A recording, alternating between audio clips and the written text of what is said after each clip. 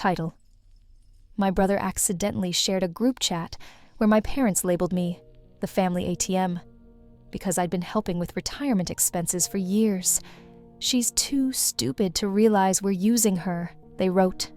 So I cut all ties with them. But first, the message that ended everything. It was a random Tuesday night. I had just gotten home from work.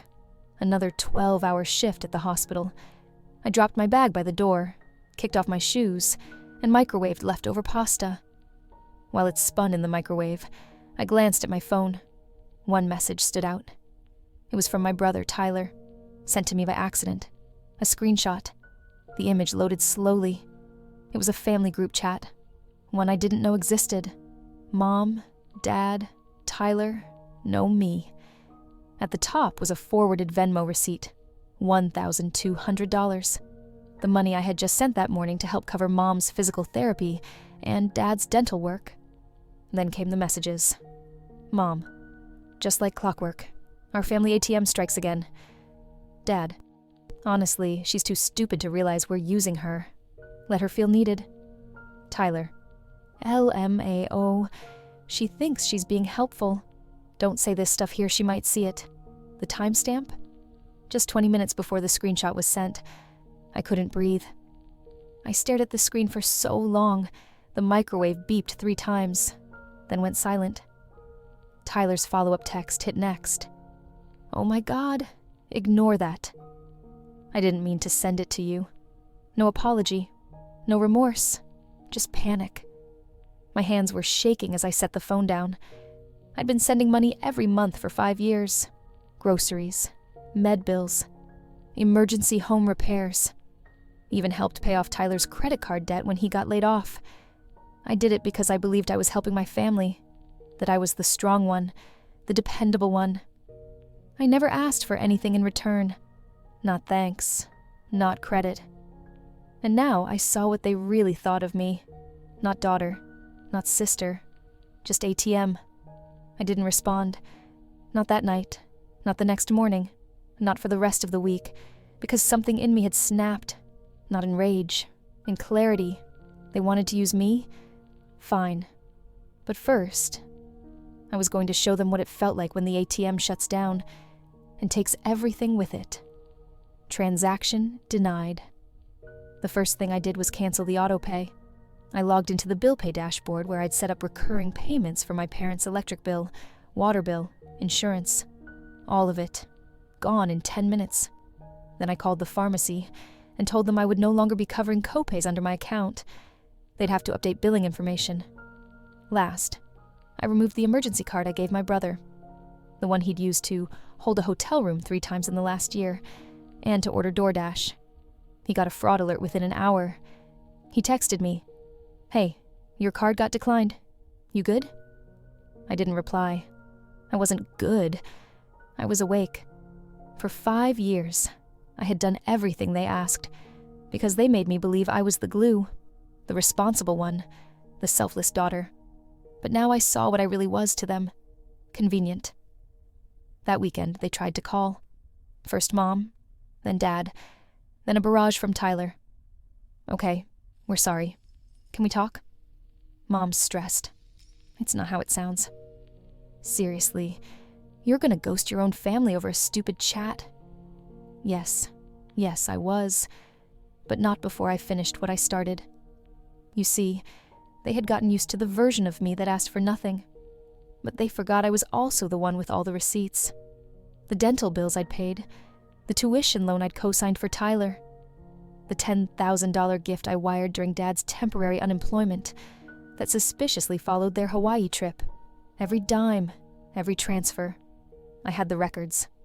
And now, I had a plan. Time to collect. The first letter was delivered certified mail.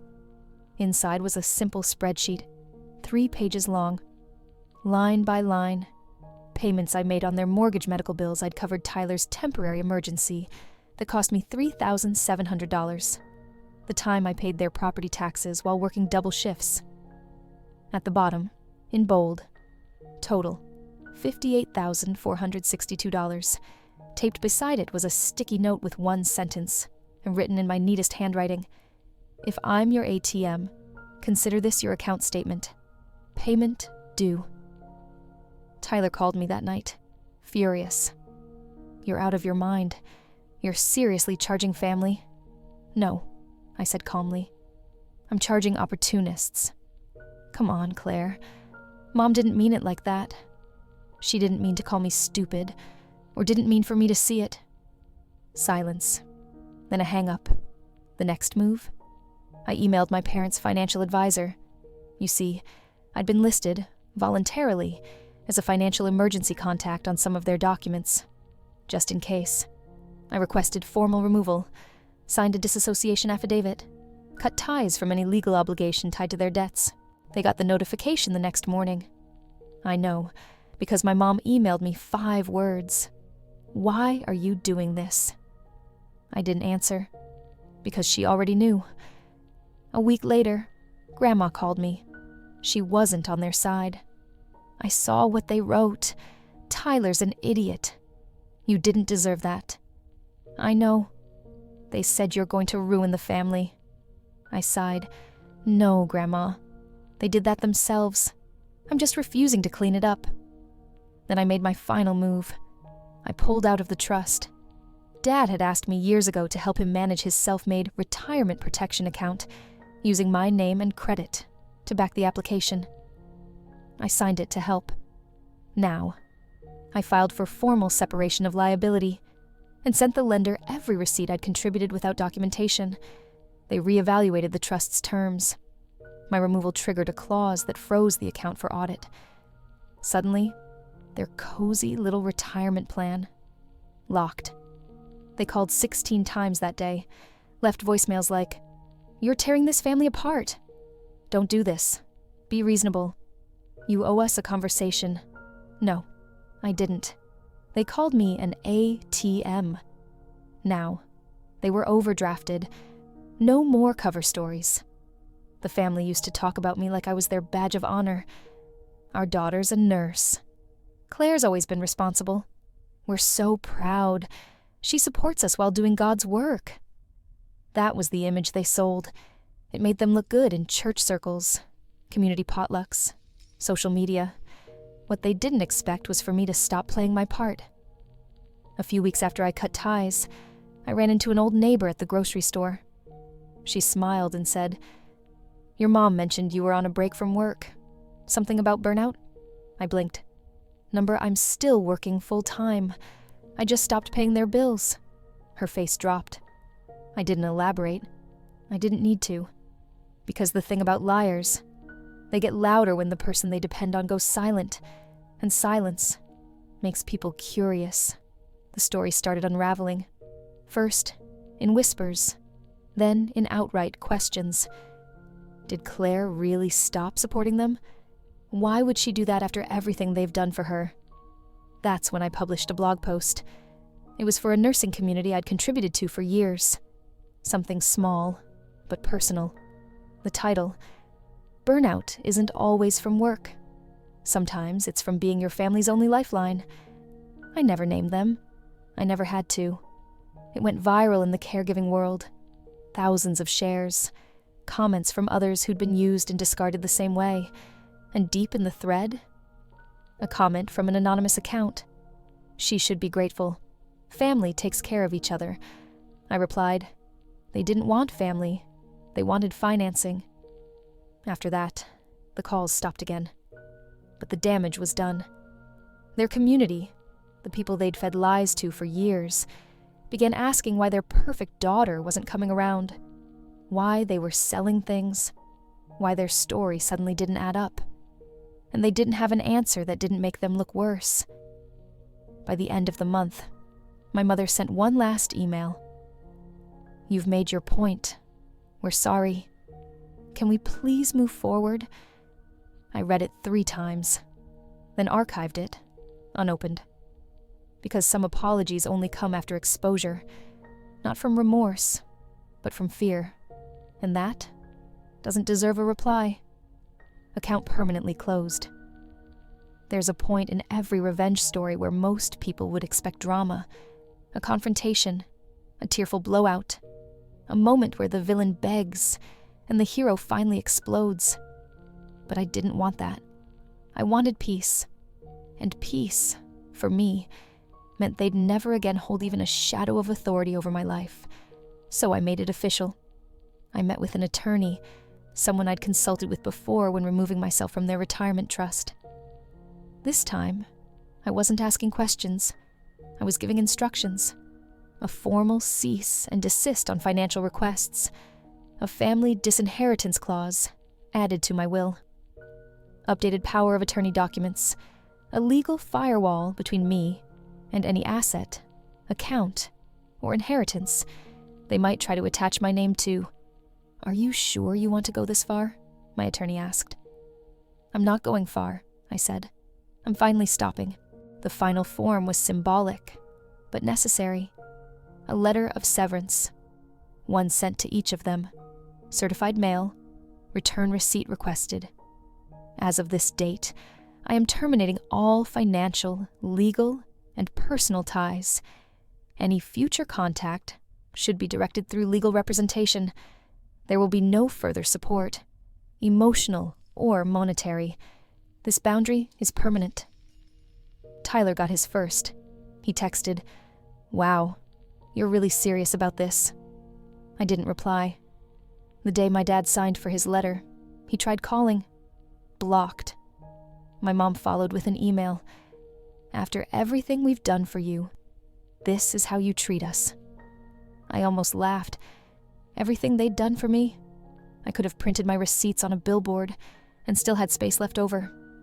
I didn't respond. That night, I slept like a stone. No more guilt. No more gaslighting. No more unexpected phone calls dragging me back into their chaos. They wanted to treat me like an ATM. Fine. But now, the machine was offline, and they were the ones out of credit, logged out and moving on. It's funny what changes when the noise finally stops. I stopped jumping at unknown numbers, stopped over-explaining why I wasn't close with my family, stopped waking up in the middle of the night, wondering if I'd done too much, or not enough. Because I knew the truth now. I didn't burn a bridge. They built one on my back, then mocked me while they walked across it. All I did was step out from underneath. The foundation I joined, a nonprofit for medical professionals caring for sick parents, offered me a board position. My essay about caregiver burnout had reached nearly 3 million views. People I didn't even know called me brave. But I didn't feel brave. I felt free. I still had the screenshot. The one my brother sent by accident. The one that changed everything. Sometimes I'd look at it, not to reopen the wound, but to remember. She's too stupid to realize we're using her. If that's what they thought, then they never really knew me at all, because I wasn't stupid. I was kind. And now, I'm still kind, still strong, just no longer available for withdrawal. I heard through a cousin that my parents had to refinance their house. Tyler picked up a second job. They were struggling, apparently. And me? I was traveling, resting, laughing more, working less. Not once did I feel the urge to go back, because the real revenge wasn't the money I cut off. It was the peace I refused to let them steal again. In the end, they taught me a lot. They taught me how cruel love can be when it's transactional, how silence can speak louder than any insult, and how sometimes the only way to heal is to walk away so completely that they never even know where to send their apology. I was their ATM, but now, account closed, PIN changed, and they'll never get access again. You are not alone, and you are so much stronger than you think. Tap that subscribe button to join Veiled Revenge, where we share tales that heal, inspire, and remind you that even the deepest heartbreak can lead to the most beautiful new beginning. Share this with someone who needs a reminder that revenge isn't always about getting even. Sometimes, it's just about getting better.